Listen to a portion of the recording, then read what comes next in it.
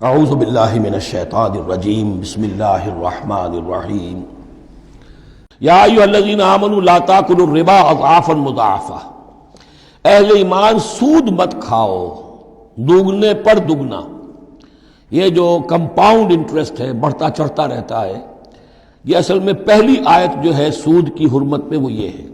بلکہ نوٹ کیجئے، جیسا کہ میں نے نوٹ کرا دیا تھا کل آپ کو، سب سے پہلے ایک مکی صورت میں سورہ روم میں بات آ گئی تھی، ما آتیتم من ربا لیربو فی اموال الناس فلا یربو عند اللہ وما آتیتم من زکاۃ تریدون وجہ اللہ فاولئک هم المضعفون۔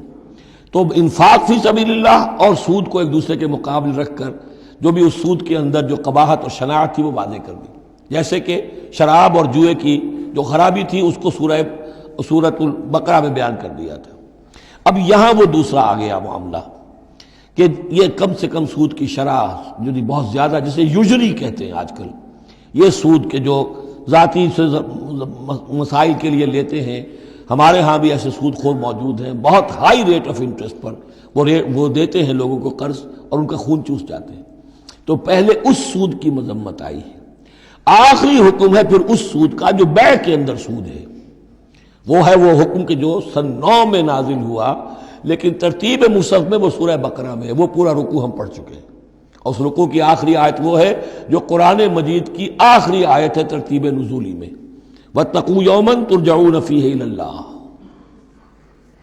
یہ کیوں یہاں پر آیت آئی ہے؟ اس لیے کہ محسوس ایسا ہوتا ہے کہ وہ جو 35 تیر انداز وہاں سے چھوڑ کر چلے گئے تھے، تو کوئی ان کے تحت الشعور میں مال غنیمت کی کوئی طلب تھی جو نہیں ہونی چاہیے تھی۔ اس حوالے سے کہ سود خوری جو بھی ہے، یہ انسان کے اندر مال سے محبت ایسی پیدا کر دیتی ہے جس کی وجہ سے اس کے کردار کے اندر بڑے بڑے خلا پیدا ہو سکتے ہیں۔ لہذا یہاں اسی کے حوالے سے یا ایھا الذین آمنوا لا تاکلوا الربا اضعافا مضاعفۃ واتقوا اللہ لعلکم تفلحون، اور اللہ کا تقوی اختیار کرو تاکہ تم فلاح پاؤ۔ واتقوا النار التی اعدت للکافرین، اس آگ سے بچو، ڈرو اس آگ سے جو کافروں کے لیے تیار کی گئی ہے، بھڑکائی گئی ہے۔ وَأَطِیعُوا اللَّهَ وَالرَّسُولَ لَعَلَّکُمْ تُرْحَمُونَ، اور اللہ اور اس کے رسول کی اطاعت کرتے رہو تاکہ تم پر رحم کیا جائے۔ وَسَارِعُوا إِلَىٰ مَغْفِرَةٍ مِّن رَّبِّکُمْ، اور دوڑو اپنے رب کی مغفرت کے حصول کے لیے۔ وَجَنَّةٍ عَرْضُهَا السَّمَاوَاتُ وَالْأَرْضُ، اور اس جنت کو حاصل کرنے کے لیے جس کا پھیلاؤ آسمانوں اور زمین جتنا ہے۔ اعدت للمتقین، وہ تیار کی گئی ہے، سنواری گئی ہے، اس کا سنگھار کیا گیا ہے اہل تقوی کے لیے۔ الذین ينفقون فی السراء والضراء، وہ لوگ جو خرچ کرتے ہیں سود کے مقابلے میں انفاق، یہ تقابل پھر دیکھ لیجئے، جو خرچ کرتے ہیں سرائے خوشی میں بھی، والضراء خود تنگ دست ہے تب بھی کرتے ہیں چاہے تکلیف میں ہیں، والکاظمین الغیظ، اور وہ لوگ جو اپنے غصے کو پی جانے والے ہیں، والعافین عن الناس، اور وہ لوگ جو لوگوں کی خطاؤں سے درگزر کرتے ہیں انہیں معاف کر دیتے ہیں۔ واللہ یحب المحسنین، اللہ تعالیٰ ایسے محسنین کو پسند کرتا ہے، یہ درجہ احسان ہے، اسلام، ایمان، پھر احسان۔ والذین اذا فعلوا فاحشۃ او ظلموا انفسهم، اور اگر ان میں سے کبھی کسی سے کوئی غلطی ہو جاتی ہے کہ اگر وہ کر بیٹھیں کوئی کھلا گناہ، کوئی بے حیائی کا ارتکاب، یا اپنے اوپر کوئی اور ظلم کر بیٹھیں، ذکر اللہ، فوراً انہیں اللہ یاد آ جاتا ہے، فاستغفروا لذنوبہم، تو وہ اللہ تعالیٰ سے استغفار کرتے ہیں۔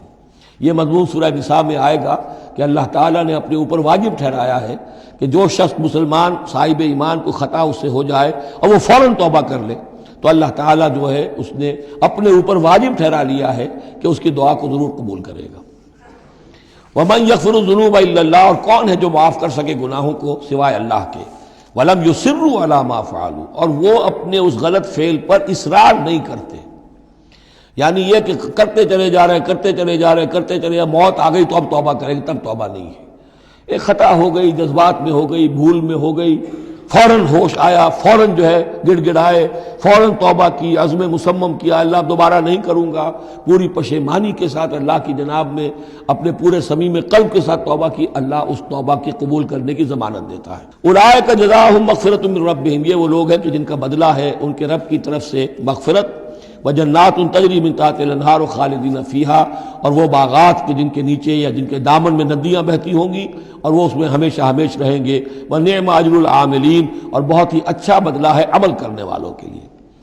قد خلت من قبلکم سنن فسیروا فی الارض، تم سے پہلے بھی بہت سی قومیں، بہت سے حالات اور واقعات گزر چکے ہیں.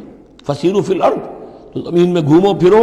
فانظروا کیف کان عاقبۃ المکذبین، اور دیکھو کہ کیسا انجام ہوا ہے جھٹلانے والوں کا. جب ان کے قریش کے قافلے جاتے تھے وہ شام کی طرف، تو راستے میں تو جو قوم سمود کا مسکن بھی آتا تھا، وہ بستیاں بھی آتی تھیں جن میں کبھی حضرت لوط نے تبلیغ کی تھی، ان کے جو کھنڈرات تھے.